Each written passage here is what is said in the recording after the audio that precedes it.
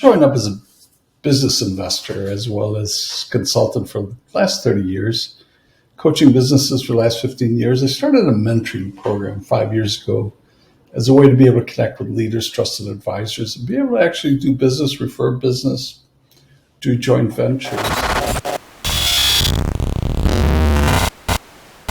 Well, the question about ruminating and codependency, ruminating is about thinking about the past, the past. And and I think as human beings, we do that very, very well. In fact, we're very excellent about that. And now I discovered, because of the presenter, why we do that. It has to do a lot more about the feelings that we just are able to bring up really quickly. And so those feelings bring about pain, and those pain feels good, actually. Pain could be, well, it triggers some dopamine. It triggers cortisol, maybe cortisol. So we've got some chemicals are being triggered off. So codependency, I'm not really an expert on that, but certainly I think that might be, maybe in your terms, Terry, would be somebody that is dependent on somebody else for their survival, or think that they can only exist if somebody's there. And I'm thinking of the romantic encounters that he's talking about, when somebody leaves somebody, and for so many years or time, X amount of time, there was sort of a relationship going, and the person that was left behind would probably feel that they lost something, and codependent. So I think those emotions trigger cortisol, triggers those chemicals inside of us that actually feels good. It feels good to be human, whether it's painful or not. It feels good to be a human being. And of course, it's better to have dopamine or serotonin to replace that. But any chemicals are good. So I'm thinking that, I think there's some relationship there from a chemical standpoint, that it probably triggers that cortisol.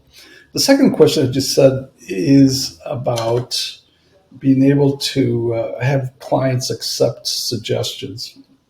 And quite frankly, I think of it as the 20-60-20 rule.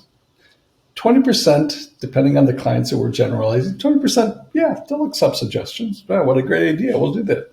60% is that middle part that will think of it, maybe now they'll ruminate about it, they'll procrastinate, whatever. It's not that important until it becomes important. And then the bottom 20 will never take your suggestion, my suggestion, no matter what. They are just in that area. So I take that form of 80-20 rule as 20-60-20. And I find that it applies in many areas to give it some perspective.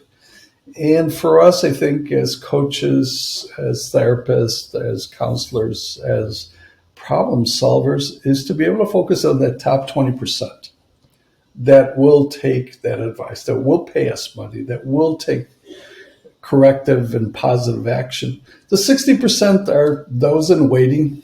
They're in the Catholic terminology. They're in limbo, or what's that word? Purgatory, yeah.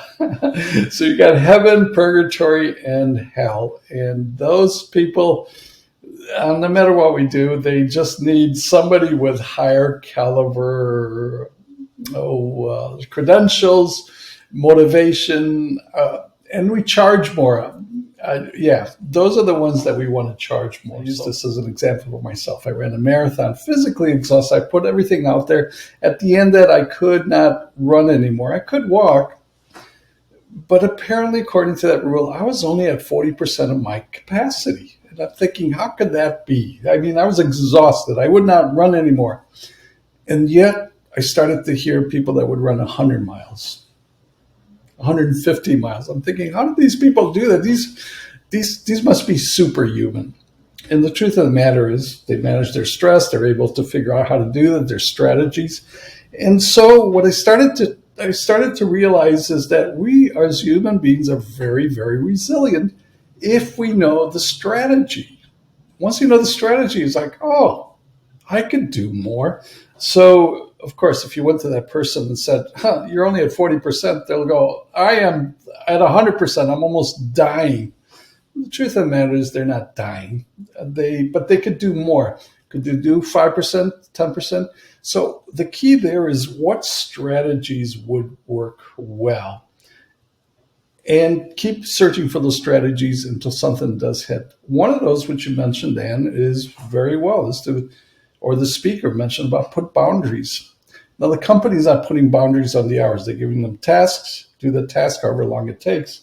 Well, she can put boundaries on herself, whatever those boundaries are. Or a better strategy is to be able to have relaxation techniques. Even better strategy is to focus on what I'm going through. Three concepts: energy, work, and love. And those are separated. I know when I'm working in my energy, working out, getting energetic. In fact, I went to worked out before I came here, so I'm pumped up.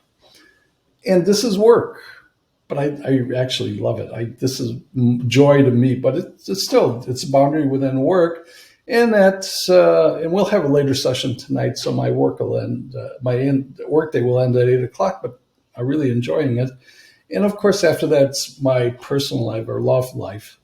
So there are some boundaries, ways to do that and keep bouncing back up. Now, when there's chaos, that's the precursor to creativity. And so, are we going through a transition to creativity, especially because of the pandemic, where innovation, we took away people going to work and reduced innovation, and all of a sudden creativity went away. And of course, now we're going into a lot more convulsion. And what we're looking for is a better way to show up.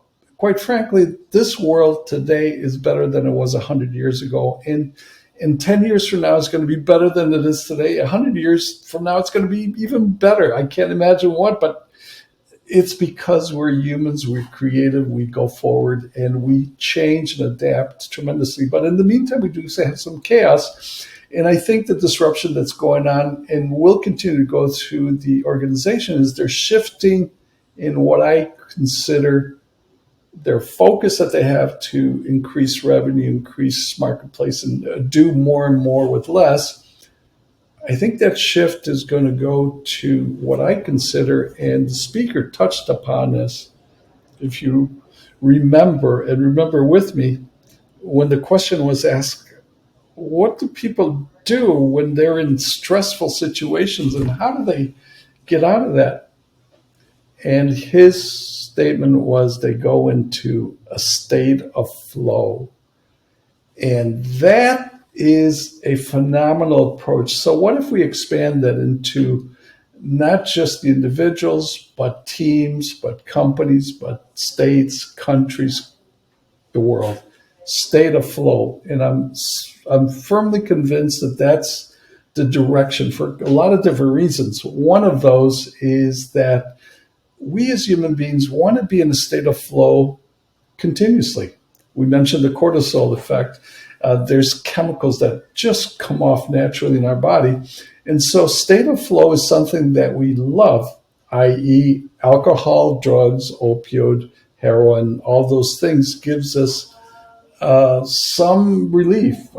True, maybe you step into it because of pain, but it does relieve some things, and it kicks off some drugs or some chemicals in our body.